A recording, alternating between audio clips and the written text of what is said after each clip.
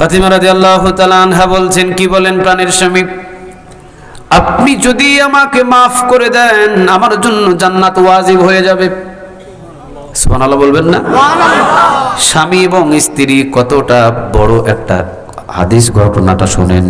স্বামী যদি দুনিয়াতে জীবিত থাকে, স্ত্রী যদি মারা যায়, স্ত্রীর লাশের পাশে দাঁড়িয়ে যদি স্বামী শুধু এতটুকু বলে, আল্লাহ আমার স্ত্রী আমার কাছে ভালো ছিল, আল্লাহ বলে ওই অবস্থায় ওই স্ত্রীর জন্য আমি জান্নাত ওয়াজিব করে দিব।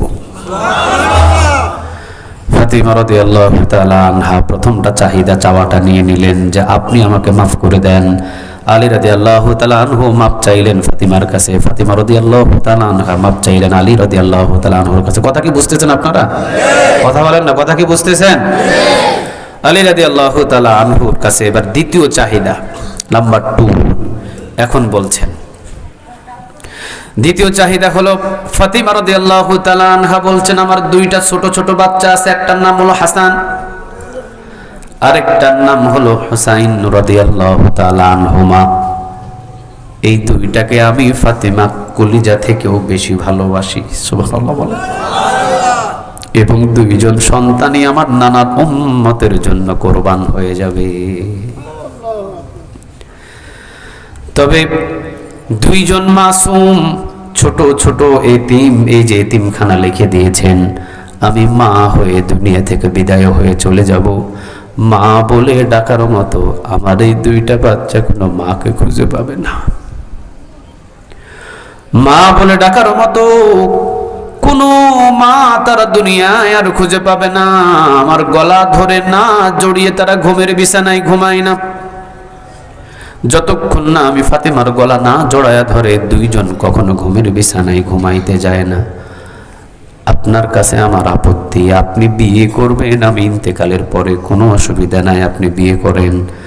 তবে আমার দুইজন কলিজার সন্তান হাসান এবং হুসাইনকে সপ্তাহে 2টা দিন আপনি বুকের সাথে জড়ায়া নিয়ে ঘুম যাবেন।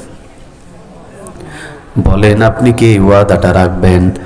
আলী রাদিয়াল্লাহু তাআলা আনহু বলেন, ফাতিমা যাও যাও, শুধু সপ্তাহে 2টা দিন না, আমি আমার হাসান এবং হুসাইন রাদিয়াল্লাহু তাআলা আনহুমারে সপ্তাহে 7টা দিনই আমি আমার বুকের সাথে জড়ায়া ধরে রাতের বেলা ঘুমাবো। কয়টা গেল? কথা বলেন না, কয়টা গেল? নাম্বার 3 বলো ফাতিমা, 3 নম্বরে কি তোমার চাহিদা? ফাতিমা রাদিয়াল্লাহু তাআলা আনহা বলেন, আলী আমি দুনিয়া থেকে বিদায় হয়ে যাব সন্ধ্যার আগে আগে, রাতের বেলায় আপনি আমার দাফনের ব্যবস্থা করবেন। তবে খবরদার, জীবনে কখনো কোনো পুরুষ আমাকে দেখে নাই, শুধু দেখেছে বাবা, দেখেছে হাসান এবং হুসাইন, আর দেখেছেন আপনি। এই 4 জন পুরুষ ছাড়া আমাকে দ্বিতীয়ত আর কেউ দেখে নাই। রাতের আগে কিন্তু আমি দুনিয়া থেকে বিদায় হয়ে যাচ্ছি, রাতের বেলায় আমার দাফন করবেন, জানাজার নামাজ পড়াবেন আপনি, মুসল্লি হবে আমার 2 জন প্রাণের কলিজা হাসান এবং হুসাইন রাদিয়াল্লাহু তাআলা আনহুমা। এই 3 জন মিলে আমাকে দাফন করে দিবেন, তবে যেন পৃথিবীর কেউ আমার খবর না জানে।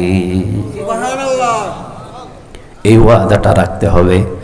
আলী রাদিয়াল্লাহু তাআলা আনহু বলেন, কি বলো ফাতিমা, বিশ্ব নবীর মেয়ে তুমি, তুমি ইন্তেকাল করবা, তোমার জানাজার নামাজে কত বড় বড় সাহাবী দাঁড়াবে, তোমার জানাজার নামাজে কত দূর থেকে মুসল্লিগুলো আসবে, চতুর্দিকে আওয়াজ ভেসে উঠবে, লক্ষ লক্ষ মানুষগুলো আসবে।